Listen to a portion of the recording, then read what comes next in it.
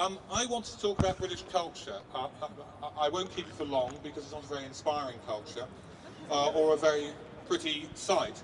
It is a culture that pretends to be brave while secretly being afraid.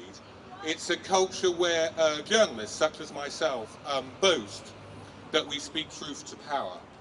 And indeed we do take on democratic politicians who won't hurt us while running away from religious fanatics who will. If I can give you an example which I really want you to get in your heads to show how little we've progressed.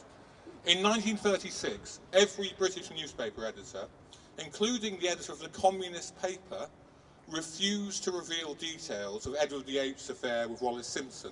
The monarchy and the empire had to be protected. In our age, every British newspaper editor, including the editors of liberal papers, refused to print Danish cartoons of Mohammed because their lives had to be protected. This is not much of an advance. Indeed, it's no advance at all. We've come from bending the knee before the cult of royalty to bending the knee before a cult of death. We have actors, comedians, playwrights, artists who boast of their edginess, of their willingness to transgress boundaries and shatter taboos. They will take on Christians, who for all their faults will not kill you if you criticise the foundations of their faith, while steering well clear of Islamists who just might. In our universities, we have academics who will not defend the rights of students to speak freely and post cartoons on Facebook, for goodness sake. Freedom of speech is the bedrock guarantee. Without freedom of speech, there is no academic freedom. Without freedom of speech, the lives of academics become worthless. Universities become arid places, and yet when called upon to defend it, they scuttle away.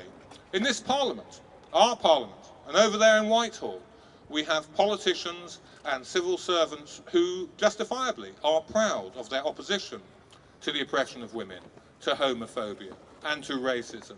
Yet they will cut deals with brutish theocrats who want to subjugate the women, kill the homosexuals, kill the Jews, kill any Muslim who of his or her own free will decides to change their religion, or say that all religions are equal nonsense. As an example, let's just see what happens in the London mayoral election. We have, as a Labour candidate, mark you, not the Tory candidate or some far-right candidate, we have as a Labour candidate Ken Livingstone, a man who has taken the money of the Iranian dictatorship's propagandists, a man who has thrown his arms around every variety of bigot and theocrat. Yet, unless things change, I can guarantee you, I hope I'm wrong, but I think I can guarantee you, that liberal journalists in newspapers and televisions will not ask this preposterous figure, this prize hypocrite worthy of the pen of a Moliere or a Dickens, will not ask him how on earth he can pose as a left-wing candidate while cutting deals with the religious far right. I shouldn't need to add that our cowardice, our fear of a bomb in the office or a knife in our back, our fear of being accused of some kind of phobia akin to racism, our fear, which as John Stuart Mill said was the greatest fear of all, our fear of just speaking out of turn, of breaking with the consensus, of earning disapproval and social ostracism, is a disaster, and not only for our culture. How on earth can we offer support to our comrades in the Middle East and Iran if we will not criticise the religious politicians and paramilitaries who are threatening them? How on earth can we help liberal Muslims and ex-Muslims in Britain if our fear pushes us into the camp of their enemies? I think there's one task that needs to be done that's been left a bit late. We need to confront the journalists, the editors, the comedians, the playwrights, the artists, the academics, the politicians and the bureaucrats, and get them to admit they're not the brave dissenters, they're not like figures in the revolutionary underground, and that they are afraid.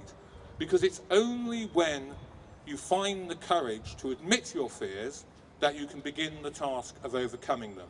Now, the more of us who do this, the easier and less frightening it will be. So I would suggest that we get on with it. Thank you very much.